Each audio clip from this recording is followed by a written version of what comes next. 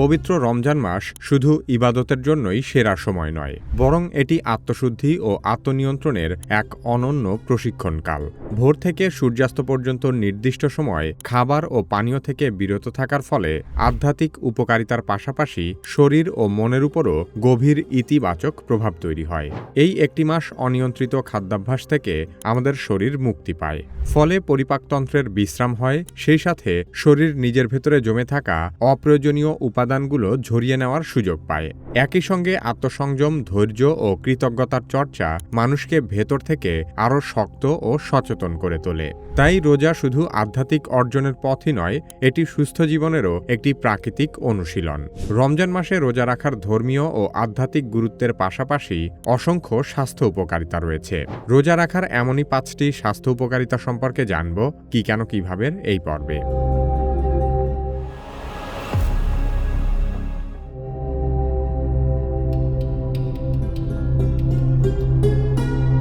রোজা আমাদের শরীরের রোগ প্রতিরোধ ক্ষমতাকে ভেতর থেকে শক্তিশালী করতে গুরুত্বপূর্ণ ভূমিকা রাখতে পারে। আমরা যখন দীর্ঘ সময় খাবার থেকে বিরত থাকি, তখন শরীর শুধু শক্তি সাশ্রয়ী করে না, বরং নিজের ভেতরের ভারসাম্য পুনর্গঠনের কাজেও মনোযোগ দেয়। এই সময় শরীরে প্রদাহ বা ইনফ্ল্যামেশন কমতে শুরু করে। অতিরিক্ত প্রদাহই অনেক দীর্ঘমেয়াদী রোগের মূল কারণ। রোজার কারণে প্রো ইনফ্ল্যামেটরি সাইটোকাইন নামে পরিচিত প্রদাহ সৃষ্টিকারী উপাদানের উৎপাদন হ্রাস পায়। একই সঙ্গে অ্যান্টিঅক্সিডেন্টের কার্যকারিতা বাড়ে, যা শরীরকে ক্ষতিকর ফ্রি র্যাডিক্যালের আক্রমণ থেকে রক্ষা করে। এর ফলে শরীর অসুস্থতার বিরুদ্ধে আরও দৃঢ় প্রতিরোধ গড়ে তুলতে পারে। পুষ্টিবিদদের মতে রোজা অন্ত্রের স্বাস্থ্যের উপরও ইতিবাচক প্রভাব ফেলে। আমাদের অন্ত্র শুধু খাবার হজমই করে না, এটি রোগ প্রতিরোধ ব্যবস্থার একটি বড় অংশ নিয়ন্ত্রণ করে। নির্দিষ্ট সময় খাবার থেকে বিরত থাকার ফলে অন্ত্রের আস্তরণ বা লাইনিং শক্তিশালী হতে পারে। এতে ক্ষতিকর জীবাণু সহজে শরীরে প্রবেশ করতে পারে না। অন্ত্রের ভালো ব্যাকটেরিয়ার ভারসাম্য বজায় থাকলে রোগ প্রতিরোধ ক্ষমতাও উন্নত হয়। আরও একটি গুরুত্বপূর্ণ বিষয় হল অটোফেজি প্রক্রিয়া। রোজার সময় শরীর এই প্রাকৃতিক পরিষ্কার প্রক্রিয়াকে সক্রিয় করে। অটোফেজির মাধ্যমে কোষের ভেতরে জমে থাকা ক্ষতিগ্রস্ত ও অপ্রয়োজনীয় অংশগুলো ভেঙে ফেলা হয় এবং সেগুলোর জায়গায় নতুন ও কার্যকর উপাদান তৈরি হয়। একে অনেক বিজ্ঞানী শরীরের অভ্যন্তরীণ পরিচ্ছন্নতা প্রক্রিয়া বলে উল্লেখ করেন, যার ফলে কোষগুলো আরও সুস্থভাবে কাজ করতে পারে এবং রোগের ঝুঁকি কমতেও সাহায্য করে।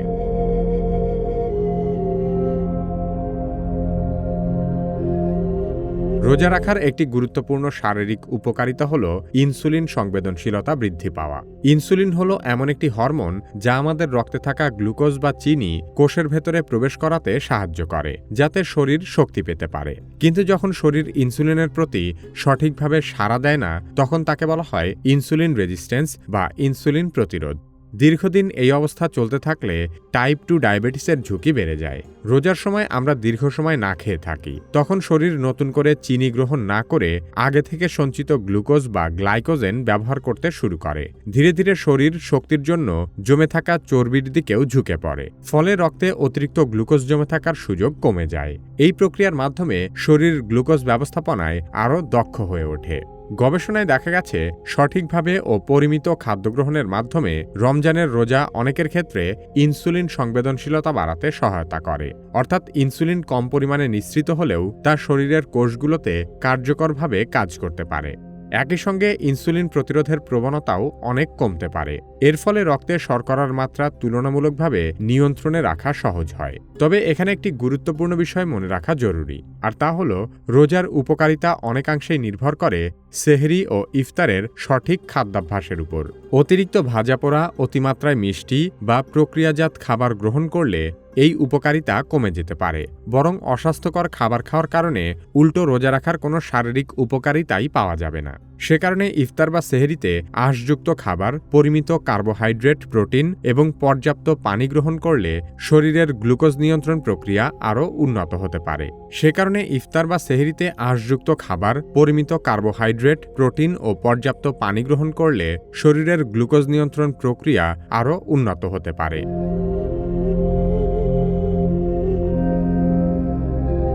রোজা ওজন নিয়ন্ত্রণে আনতে কার্যকর একটি প্রাকৃতিক পদ্ধতি হিসেবে কাজ করতে পারে। সাধারণ সময়ে আমরা দিনে একাধিকবার খাবার খাই, মাঝে মধ্যে অপ্রয়োজনীয় নাস্তা বা অতিরিক্ত ক্যালোরিযুক্ত খাবারও খেয়ে ফেলি। কিন্তু রমজানে নির্দিষ্ট সময়ের বাইরে কিছু খাওয়া যায় না, ফলে খাবারের সময় ও পরিমাণ দুটোই স্বাভাবিকভাবেই নিয়ন্ত্রিত হয়। এই নিয়মিত বিরতি শরীরকে জমে থাকা চর্বি শক্তি হিসেবে ব্যবহার করার সুযোগ দেয়, যা ধীরে ধীরে ওজন কমাতে সহায়তা করতে পারে।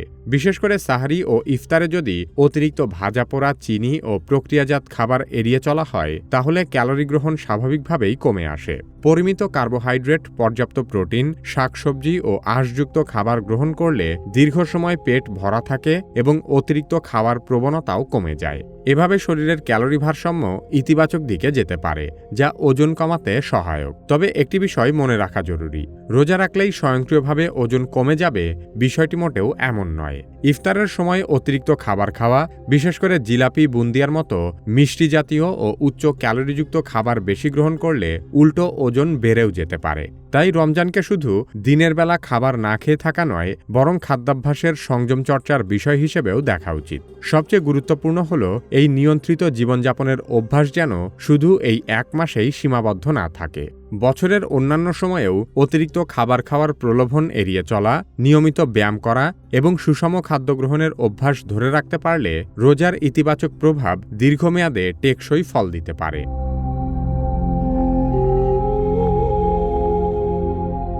রোজা হার্টের উপর ইতিবাচক প্রভাব ফেলতে পারে। দীর্ঘ সময় না খেয়ে থাকার ফলে শরীরের বিপাক প্রক্রিয়া আরও কার্যকর হতে পারে, যার ফলে এলডিএল নামে পরিচিত রক্তের খারাপ কোলেস্টেরল কমে যায় এবং এইচডিএল নামে পরিচিত ভালো কোলেস্টেরল বাড়ার প্রবণতা তৈরি হয়। এই বিষয়টি হৃদরোগের ঝুঁকি কমাতে সাহায্য করে। রোজার সময় অনেক ক্ষেত্রে রক্তচাপও নিয়ন্ত্রিত হতে পারে, বিশেষ করে যদি অতিরিক্ত লবণ, তেল ও প্রক্রিয়াজাত খাবার এড়িয়ে চলা হয়। রক্তচাপ ও কোলেস্টেরলের মাত্রা স্বাভাবিক থাকলে ধমনীতে চর্বি জমার ঝুঁকি কমে, ফলে রক্তপ্রবাহ স্বাভাবিক থাকে। এভাবে হৃৎপিণ্ডের উপর চাপ কমে এবং স্ট্রোকের সম্ভাবনাও হ্রাস পেতে পারে। তবে এখানে একটি গুরুত্বপূর্ণ সতর্কতা রয়েছে। যাদের আগে থেকেই হৃদরোগ, উচ্চ রক্তচাপ, অনিয়মিত হৃদস্পন্দন বা অন্য কোনো জটিল হার্টের সমস্যা আছে, তাদের রোজা শুরু করার আগে অবশ্যই চিকিৎসকের পরামর্শে বিশেষ সতর্কতা জেনে নেওয়া উচিত। কারণ দীর্ঘ সময় পানিশূন্যতা বা না খেয়ে থাকার পরিস্থিতিতে ওষুধের মাত্রা বা সময়সূচি কেমন হবে সে বিষয়ে ডাক্তার ভালো পরামর্শ দিতে পারবেন।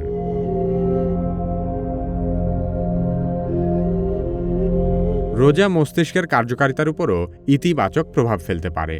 আমরা যখন নির্দিষ্ট সময় খাবার থেকে বিরত থাকি, তখন শরীরের মতো মস্তিষ্কও একটি ভিন্ন জৈবিক ছন্দে কাজ করতে শুরু করে। শক্তির ব্যবহার আরও দক্ষ হয়, প্রয়োজনীয় প্রদাহ কমে এবং মস্তিষ্কের কোষগুলো নিজেদের পুনর্গঠনের সুযোগ পায়। এর ফলে অনেকেই রমজানে মানসিক স্বচ্ছতা, মনোযোগ বৃদ্ধি এবং চিন্তার গভীরতা বেশি অনুভব করেন।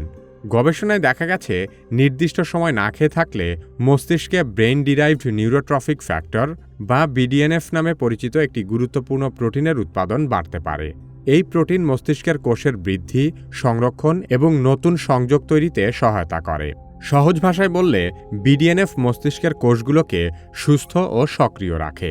এটি স্মৃতিশক্তি উন্নত করতে, নতুন কিছু শেখার সক্ষমতা বাড়াতে এবং মানসিক স্বচ্ছতা বজায় রাখতে গুরুত্বপূর্ণ ভূমিকা পালন করে।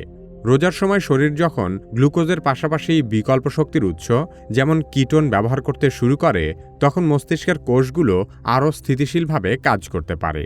অনেক গবেষক মনে করেন এই প্রক্রিয়া দীর্ঘমেয়াদে স্নায়বিক অবক্ষয়জনিত কিছু সমস্যার ঝুঁকি কমাতেও সহায়ক হতে পারে। পাশাপাশি ইবাদত, আত্মসংযম ও ধ্যানময় পরিবেশ মানসিক চাপ কমাতে সাহায্য করে, যা মস্তিষ্কের স্বাস্থ্যের জন্য অত্যন্ত গুরুত্বপূর্ণ। তবে মনে রাখতে হবে, পর্যাপ্ত ঘুম, সুষম খাদ্য ও পানি গ্রহণ ছাড়া শুধুমাত্র না খেয়ে থাকলে কাঙ্ক্ষিত উপকার পাওয়া যায় না। সেহরি ও ইফতারে পুষ্টিকর খাবার গ্রহণ, পর্যাপ্ত বিশ্রাম এবং মানসিক প্রশান্তি বজায় রাখলে রোজা মস্তিষ্কের কার্যক্ষমতা উন্নত করার একটি কার্যকর ও প্রাকৃতিক অনুশীলনে পরিণত হতে পারে। সারাদিন রোজা রাখার পর আমরা অধিকাংশ মানুষই খেজুর দিয়ে ইফতার করি। অন্যান্য সকল খেজুরের তুলনায় আজওয়া খেজুরকে বিশেষ বরকতময় মনে করা হয়। পবিত্র হাদিস থেকে জানা যায়, রাসূলুল্লাহ সাল্লাল্লাহু আলাইহি ওয়াসাল্লাম বলেছেন, যে ব্যক্তি প্রতিদিন সকালে 7টি আজওয়া খেজুর খাবে, সেদিন কোনো বিষ ও জাদু তার ক্ষতি করতে পারবে না। আজওয়া খেজুরের উৎপত্তি এবং এই খেজুরের বিভিন্ন উপকারী দিক সম্পর্কে জানতে চাইলে কিভাবে এই ভিডিওটি দেখতে পারেন। বর্তমান সময়ে এআই না শিখলে আপনি নিশ্চিতভাবেই পিছিয়ে পড়বেন। যারা নিজে এআই এর ব্যবহার শুরু করতে ভয় পাচ্ছেন, তারা কিভাবে একাডেমির এআই দক্ষতা কোর্সে ভর্তি হতে পারেন।